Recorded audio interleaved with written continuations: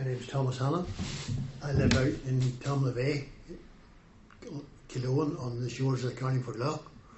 Grew up in Kilkeel and moved out to my grandfather's farm when I was about 6, and I've lived there ever since. Sabbath day on the farm generally is a day of rest. You go to your church in the morning and you come home and you have your dinner, and then the rest of the day is a family day. Everything's prepared the day before. The potatoes are washed and left in the pot ready for the cooking. You only do the essential work on the farm, milk the cows, feed the livestock, but apart from that, nothing else is done. The good room, that was the room in our house that had all the good furniture in it, the furniture that we never used very much. It was maybe going into it at Christmas. If there was a wake, that's when the good room was used, or a wedding where the presents were kept and people would have brought their presents. And that was the only time you were in the good room. And it had the good delf, the good furniture, and it was a place that children were never allowed in. Rack harvesting is the process of going out onto the mudflats in County Loch and cutting the seaweed from the rocks that are sticking up in the shore, and taking that onto the land and using it as a fertiliser for potatoes, for grass. Every farmer has their own portion or square. Every farmer has their own area out on the mudflats, and that is harvested usually in the springtime. Sometimes it's gathered in, wind-blown stuff's brought in and used as well. But every farmer has their own section out on the shore, and if you happen to go into somebody else's section and cut seaweed, then you have to leave a portion of your rack that you don't cut, so he can cut it whenever he's cutting his. Gallant part of this is the process of harvesting potatoes. You would go into the field, and the first thing you need to do is dig the head rigs out. They're the drills that run across usually the top and bottom of the fields. Dig them out, and then when you're digging the long drills up and down the field, you have room to turn and manoeuvre your machinery or the horses. The hooker is what we would call the digger for digging potatoes, or the spuds, and they're kept stored then afterwards in a shed or in a pit. They're covered in sprit and they're preserved there all through the winter. The frost doesn't get at them, the wildlife doesn't get at them.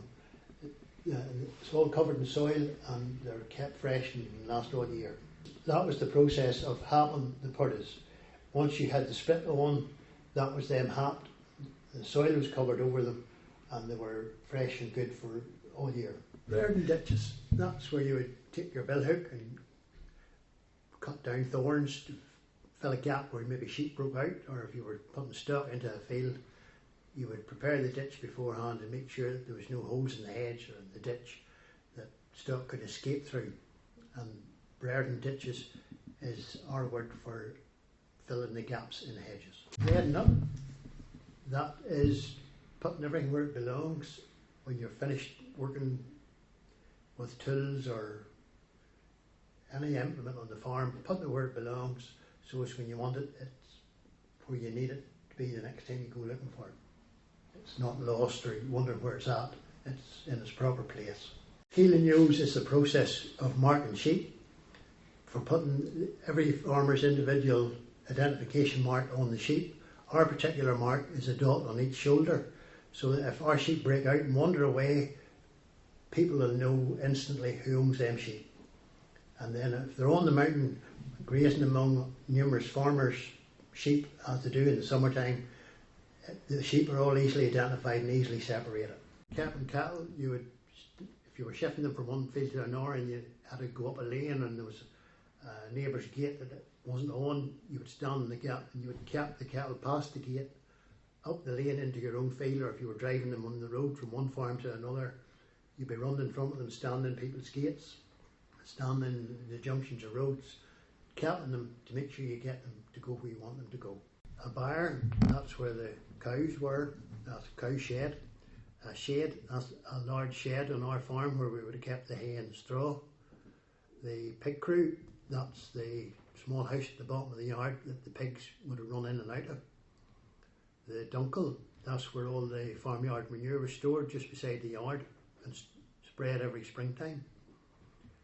The shuck, that's the water course that run down the side of the field where all the drains went into it, that ran down out onto the lane and down onto the shore. Purdy grate, that's a grate for gathering, picking up potatoes.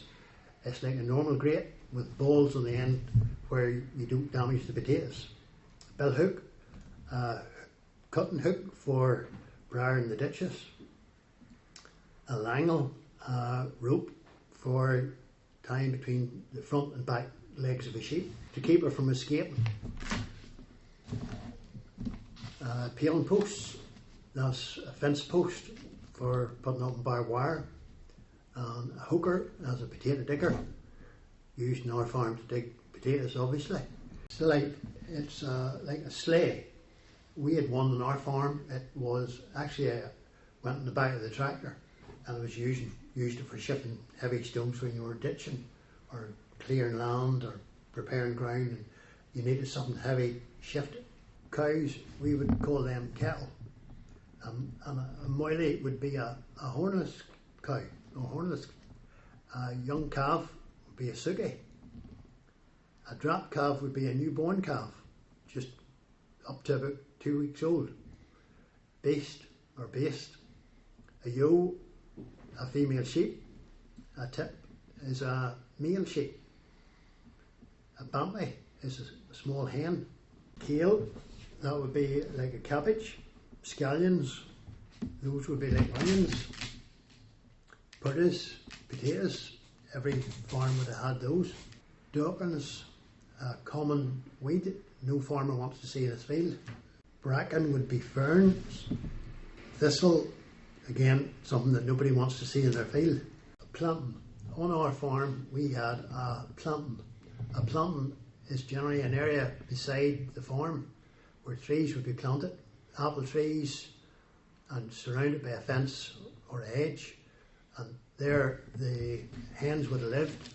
You had wood for firewood, you had shelter for the farmyard. On our farm the plantain had apple trees, but many farms it was just an area surrounded by trees or planted out in trees where they used them for firewood.